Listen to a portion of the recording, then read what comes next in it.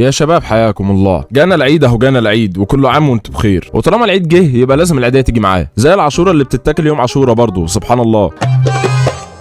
لا دي مش نكته بس مش مهم. فتفتكر هتاخد العيديه ازاي وانت بقيت شحت وفطول ابوك؟ هتقول لي بسيطه يا معز، هخش اقول لهم انا عايز العيديه عشان دي من ابسط حقوقي عليكم، من يد من انعدامها يا حاج. بص فكك من الهمجيه دي خالص، انا عندي ليك طريقتين مالهمش تالت لاستخراج العيديه من جيوب الحاج والحاجه لجيبك.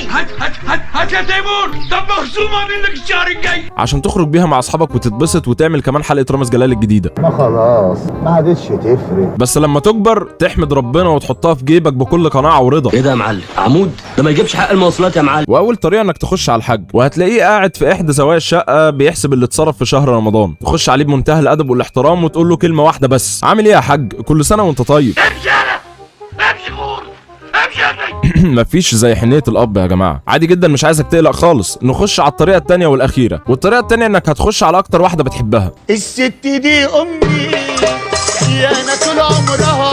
بس دي مش هتاخد منها عاديه غير بحل واحد بس، انك تكنس وتروق وتحمي وتشطف، وبعد كده احنيهم وارضعهم وانامهم في سربرير. بالظبط كده. انا عايزك تغسل وتقمع وتحمر وتشمر، وفجاه كده هتلاقيها داخله عليك لوحدها.